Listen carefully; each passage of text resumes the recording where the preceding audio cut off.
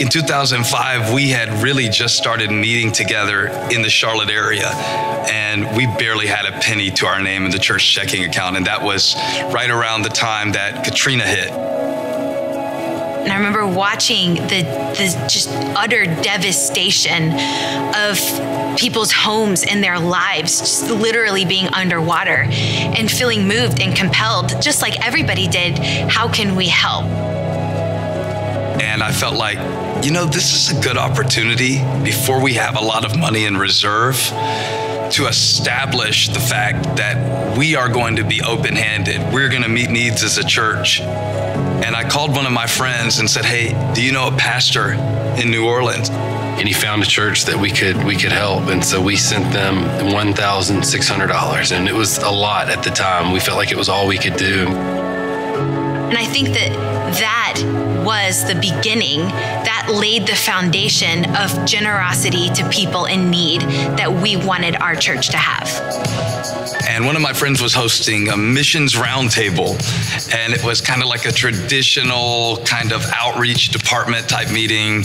And I drove a couple hours to go to the meeting, and I sat through it and thought, this is not it. I don't want to create a new food pantry or something like that. I feel like what we're going to do is going to be much different than that.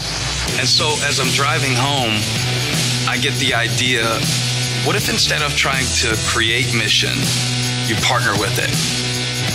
So I pick up my phone, I call Chunks. I'm driving now about 95 miles an hour because I'm getting excited. I just remember him calling me, talking about our outreach strategy is going to be partnership. I'm like, cool. What does that mean? We're not going to create the mission. We're going to partner with mission. It's going to be amazing. And I think he says, how are we going to do it? I said, I don't know. I haven't got that far yet. It's going to be partnership. And we sat down and I said, I want the top 5 organizations in the city of Charlotte that are meeting the needs of people. We want to partner with them. We just wanted to go and love our city in faith, that when I serve somebody, I know that God is the one who plants the seed in their heart. The point is that they know that there's a God that loves them and that there are people in this world that care when they are in need. To me, that's what's powerful about the partnerships that we have is we're really just doing the same thing now with millions that we were doing in the beginning with just a few thousands. It's just on a larger level. And to me, it confirms that the vision that God gave us of partnership was the right one.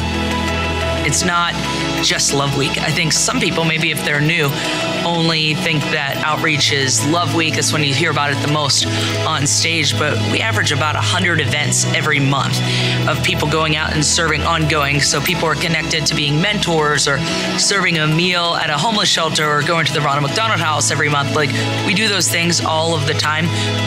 Transformation wouldn't happen at the Harbor Center if we weren't partnered with Elevation Church. And what we see now happening more so than just us receiving is we're able to give back to the community and to the church through our ministry model we share with Elevation Church.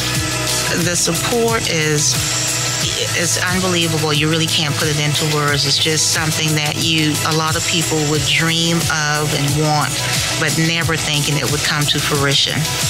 At that moment that I see that check, I know I'm not alone, and someone else like you is on this earth bringing joy and bringing hope and bringing light to the families that I know are on the other side of that check.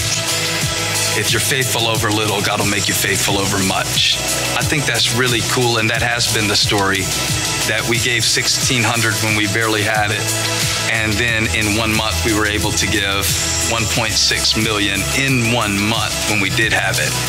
I think there's something about God saying, if I can get it through you, I can get it to you. And all of these things that we say, they're not just cliches, they're realities. God is looking for people and a church that he can trust with his resources.